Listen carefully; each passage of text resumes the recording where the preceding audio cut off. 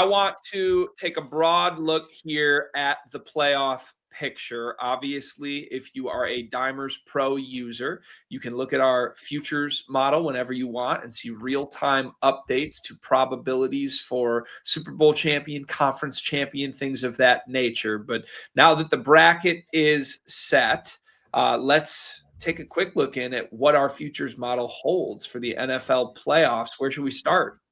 I think we should just jump right into the Super Bowl predictions. I'll pull them right up here, and we'll just kind of go through the list. So top five, we got Seahawks 14.3% plus 420. That'd be fair at plus 600. Rams 12.7% plus 430, almost identical odds. Fair at plus 690. Then you got the Eagles 12.2% plus 1,000. Little edge there, fair at plus 720. Then you got your first AFC squad. Outside the top three, interestingly, Broncos 10.8% at plus 700. A little short there, as fair odds would be 825.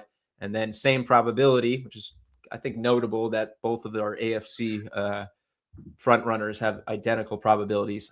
Bills 10.8% at plus 1,000. Edge there as well, also fair at plus 825. So two value plays, Eagles and the Bills, in separate conferences. So you're not cannibalizing yourself if you like both of them, at least as far as getting to the Super Bowl.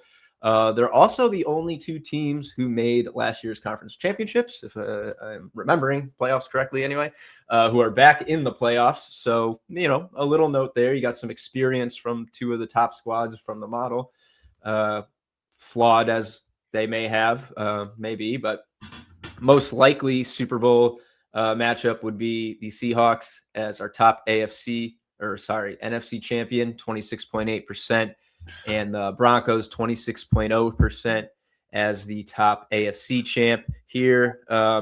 That would be a plus 700 Super Bowl matchup, Broncos Seahawks, and Bills Eagles, which would be, I guess you'd call the Dimers model value matchup, would be plus 3,000.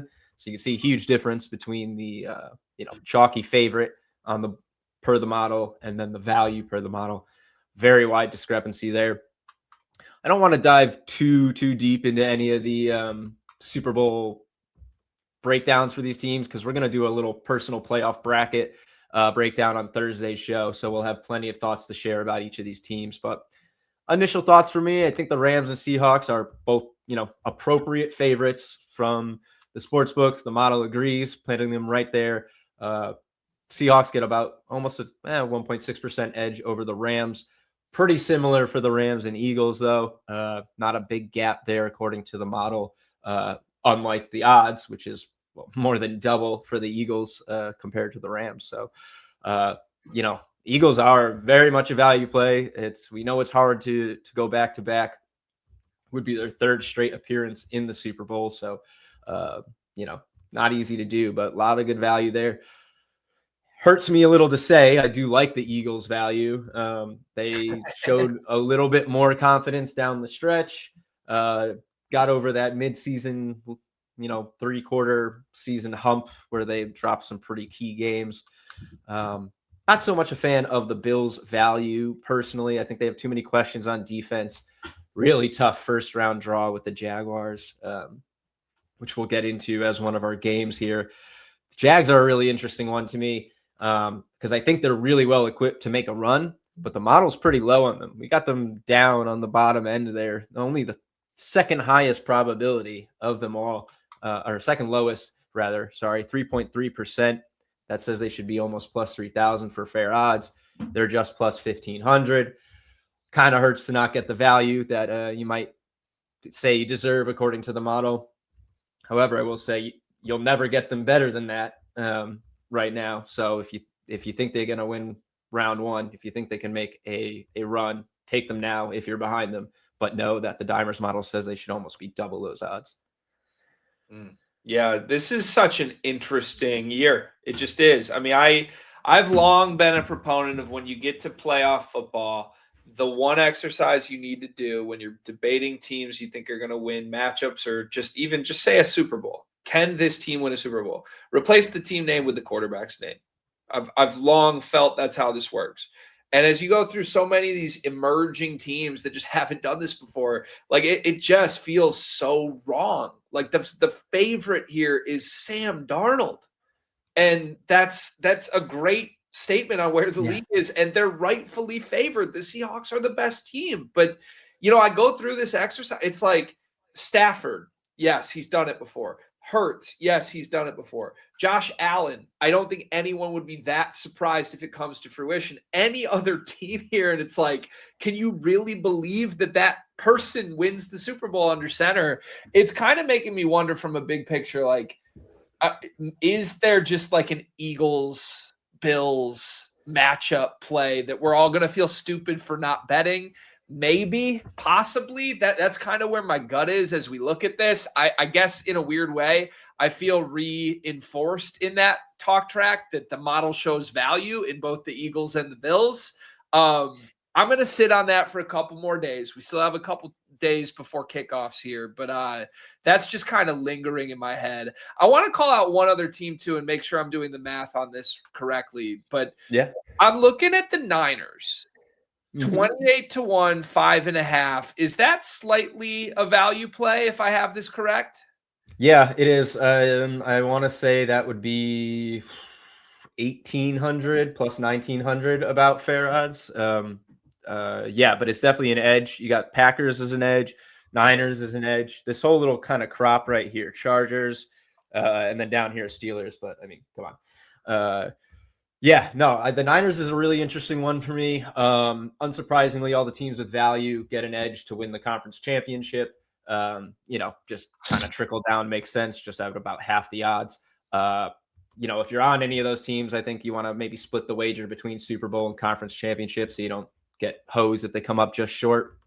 I think they all have issues, but yeah, the Niners, I think, have the fewest. Granted, their issues are pretty much entirely tied to injuries, which sucks. Availability can be a tough question to deal with down the stretch here, especially in the postseason if you're up against a healthy team, which they certainly are in the first round. The Eagles, they might not have Lane Johnson, but still. The Niners are a really interesting case for me. I would say they're well endorsed by the model here, at least as far as value is concerned. I've got them preseason. They were plus 2,000, used a boost. So I have them at 30-1. So literally right where this price is. So I'm not going to double down on them or anything. But, if they can overcome the injuries, at least in the first round, I don't think there's any reason they can't, maybe get a little healthier come the divisional round, find themselves down the stretch. They have as much experience as anybody does here. Kyle Shanahan, pretty much entirely organizationally, they've been here before. So, I think it's a solid play. I would probably be making it on value alone if I didn't have it already. I think you kind of have to lean into the value at this stage, unless you're, really a big fan of the short odds. But it's hard for me to get behind a 400 Super Bowl favorite at this stage when you have, I think, a pretty wide open playoffs here, save for a couple teams.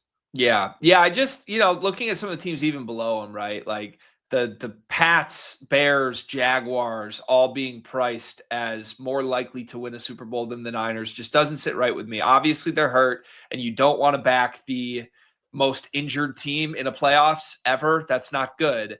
We're 3 days removed from the Niners playing the Seahawks for the number 1 overall seed.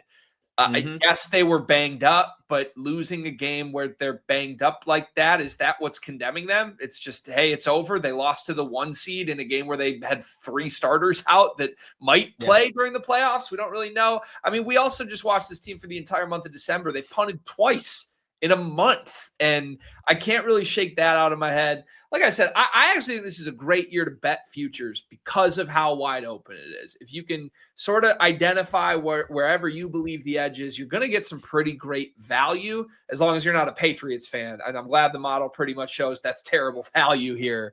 So right now, again, a couple days to finalize. I'm thinking a Niners outright play. I don't have them on my card yet, or I don't have an old ticket. I think I'm going to add that at 28-1. And I think I'm also liking Eagles-Bills exact matchup. And that way you at least survive. Whoever wins that Niners-Eagles game, you've got action going into potentially the next round. I think that's how I'm going to play this weekend. Yeah, that's a great point. I do really love Bills,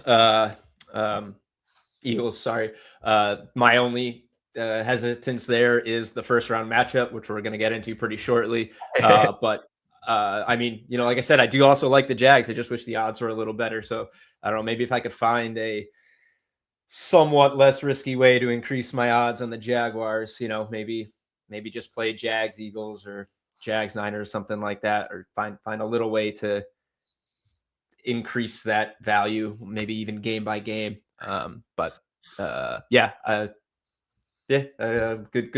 Good teams here, good value, I think, outside the Jaguars and Patriots as far as what you would consider top contenders. Or if you're doing my quarterback exercise, staring at Aaron Rodgers, 55-1. I'm just saying, weirder things have happened.